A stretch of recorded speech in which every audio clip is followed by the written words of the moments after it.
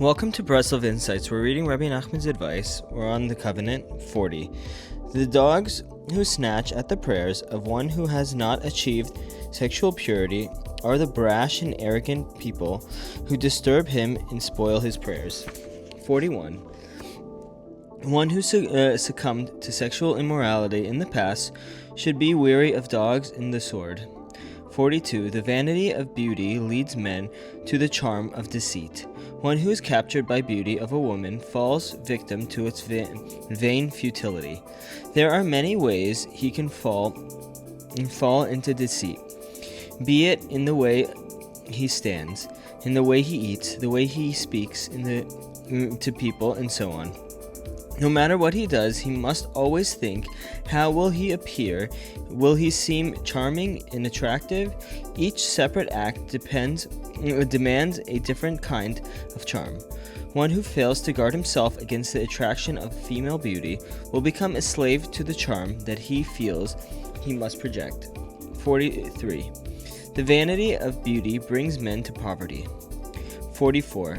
Life depends upon breathing.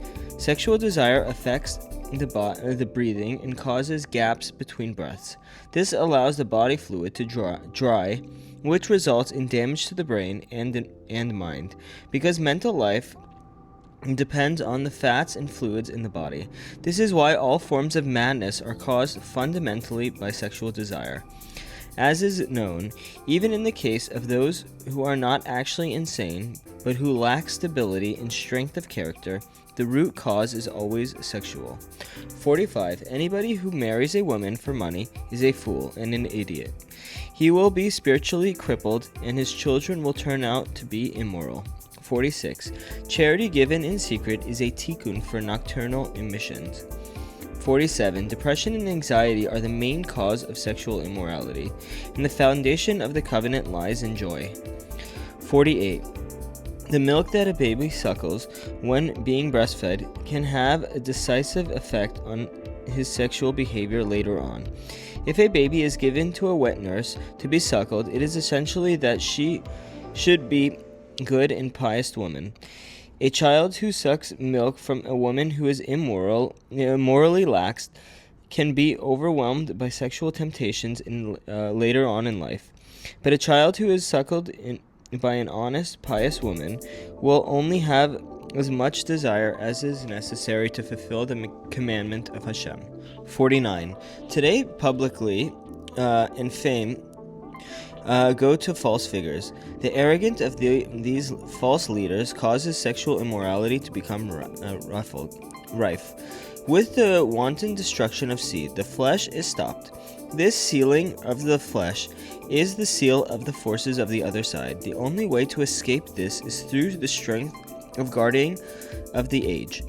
The tzaddikim and those who are truly pious, they are called guardians of the earth. The battle they have fought is very fierce, but these guardians have the power to transform the stopped up flesh into a seal of holiness. This is the seal of tefillin. The greater the victory over sexual immorality, the greater the spiritual enlightenment which follows. This enlightenment is the seal of holiness, which is the tefillin in body. Everyone can draw strength from the guardians of the earth to break his desires and to put all his fantasies out of his mind, filling it instead with holy thoughts.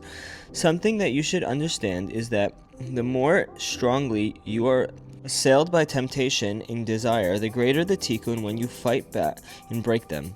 Holiness is released from the power of the klipot.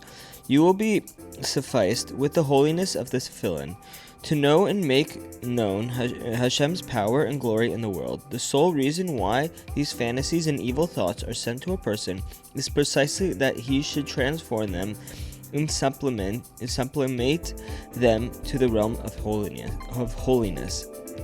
50. One who breaks his sexual desire and cleanses and purifies his mind is worthy of dreams sent by an angel. Then he is worthy of the status of man.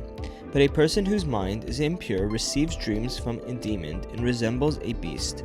Thanks, and we'll continue tomorrow.